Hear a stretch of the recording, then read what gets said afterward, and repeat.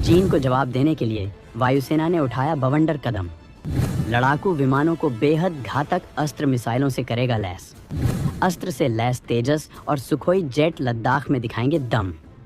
200 मिसाइलों के जल्द प्रोडक्शन के लिए बीडीएल को दिया ऑर्डर।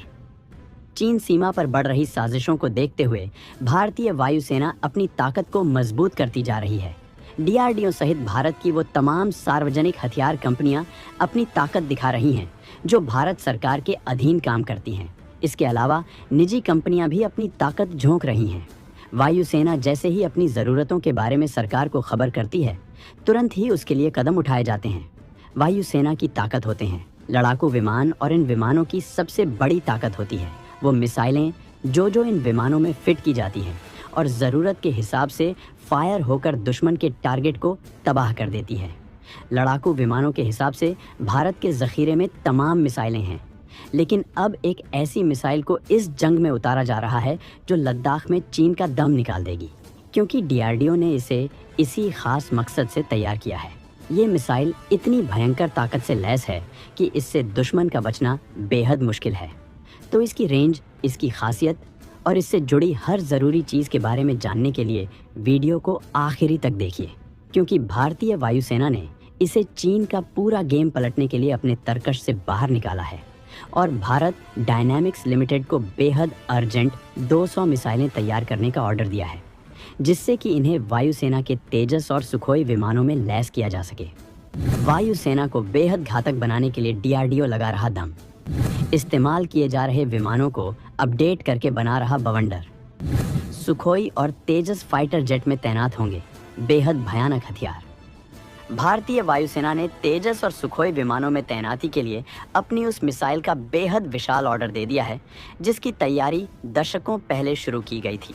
आज भारत को उसमें कामयाबी मिल रही है और दशकों पुराना सपना पूरा होने जा रहा है। इस ताकत से लैस होने के बाद देश के इस्तेमाल हो रहे विमान ही दुश्मन चीन के J-20 विमानों को राख कर देंगे।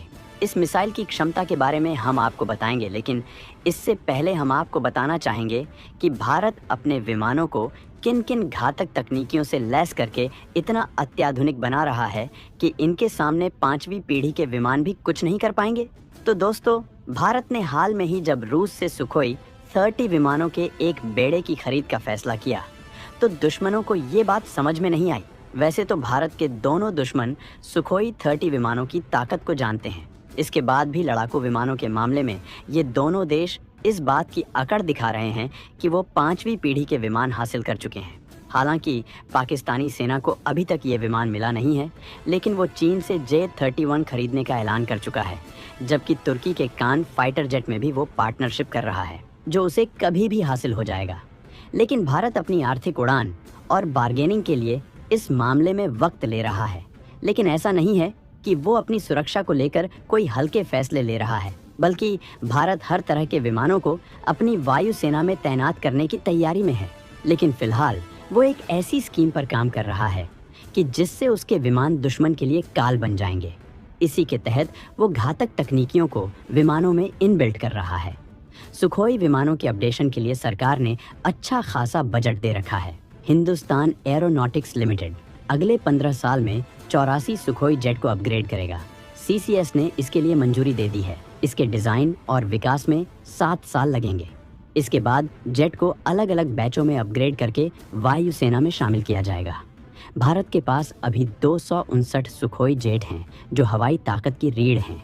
इनमें से ज़्यादातर जेट HL ने रूस से लाइसेंस लेकर बनाए हैं, जबकि घटनाओं में क्रैश हुए विमानों की भरपाई के लिए 11,500 करोड़ रुपए में 12 नए सुखोई जेट और उनके उपकरण के लिए हाल में ही सौदा किया गया है। इस अपग्रेड में सुखोई जेट में स्वदेशी विरूपाक्ष AESR रडार लगाए जाएंगे, जो मौजूदा रडार की तुलना में कई गुना ज़्यादा ताकतवर हैं और लंबी दूरी तक दुश्मन के विमानों का पता लगाने में सक्षम हैं। इसके साथ ही जेट में लंबी दूरी तक मार करने वाले अस्त्र 3 एयर टू एयर मिसाइल भी लगाई जाएगी। इसके अलावा भी इन विमानों में तमाम हाई लेवल तकनीकियों का इस्तेमाल किया जा रहा है, जिसमें बेहतर एल्गोरिदम वाले तीनों मिशन कंप्यूटर भी शामिल हैं। अपग्रेड किए जाने वाले 51 सिस्टम में से 30 HL, 13 DRDO द्वारा और 8 निजी क्षेत्र तैयार करेगा। अभी 40 सुखोई जेट को ब्रह्मोस सुपरसोनिक क्रूज मिसाइल ले जाने के लिए भी अपग्रेड किया जा चुका है।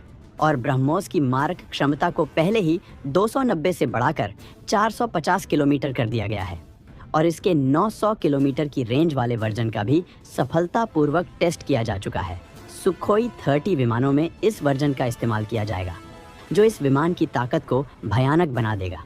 लेकिन ये अपडेशन केवल सुखोई 30 नहीं, बल्कि स्वदेशी तेजस और मिराज 2000 जैसे विमानों में भी किया जा रहा है। इसी वजह से तेज रफ्तार से अस्त्र 1 मिसाइलों का ऑर्डर दिया गया है, जिसकी रफ्तार किसी तूफान से कम नहीं है। 5556 किलोमीटर प्रति घंटा की रफ्तार से दुश्मन पर करती है हमला। 110 किलोमीटर की रेंज में आने वाला हर दुश्मन की बर्बादी है फिक्स। दोस्तों, अस्त्र 1 मिसाइल को खास तौर पर भारतीय वायुसेना के विमानों में तैनात करने के लिए बनाया गया था। ये कई वेरिएंट्स में मौजूद है। इसके बनने के बाद इसकी ज़बरदस्त ताकत को देखते हुए DRDO ने इसकी सीरीज़ खड़ी कर दी है और उनके विकास के लिए काम किया जा रहा है, जिससे भारत की रक्षा ताकत अजेय हो सके। ये मिसाइल किसी भी तरह के रेंज में हमला करने में सक्षम है। फिलहाल जो वेरिएंट्स मौजूद हैं वो 10 किलोमीटर से लेकर 110 किलोमीटर तक मार करने में सक्षम है। इसे फिलहाल सुखोई 30 MKI फाइटर जेट और मिकोयान MiG-29 में लगाया गया है, जबकि इसे मिराज 2000 और तेजस विमानों में भी लगाया जाएगा। अस्त्र MK1 पूरी तरह से स्वदेशी मिसाइल है, जो बियॉन्ड विजुअल रेंज है, मतलब जो टारगेट नज़रों से नहीं दिखते उन्हें मार गिराने में यह मिसाइल सक्षम है। इस एक मिसाइल की कीमत करीब 7 से 8 करोड़ रुपए है। इस मिसाइल में 15 किलोग्राम वजनी हाई एक्सप्लोसिव हथियार लगाया जा सकता है। ये 20 किलोमीटर की ऊंचाई तक जाने में सक्षम है। फाइटर जेट से लॉन्च करने के बाद भी यह इतनी ऊपर और जा सकती है। सबसे खतरनाक बात है इसकी स्पीड। ये मैक 4.5 की गति से दुश्मन की ओर बढ़ती है, यानी 5556.6 किलोमीटर प्रति घंटा की रफ्तार। मतलब साफ है कि दागने के बाद दुश्मन के बचने का कोई चांस नहीं है। अस्त्र 1 की कामयाबी ने खुद DRDO को हैरान कर दिया और ये इतनी कारगर साबित हुई कि DRDO ने इसकी पूरी सीरीज खड़ी कर दी है। मतलब अस्त्र 2 अब टेस्ट के करीब पहुंच चुकी है, जबकि अस्त्र 3 के लिए भी काम किया जा रहा है। अगर अस्त्र 2 की ताकत की बात करें तो इसमें हाई एक्सप्लोसिव या प्री फ्रैगमेंटेड HMX हथियार लगा सकते हैं। यह अपने साथ 15 किलोग्राम का हथियार ले जा सकती है।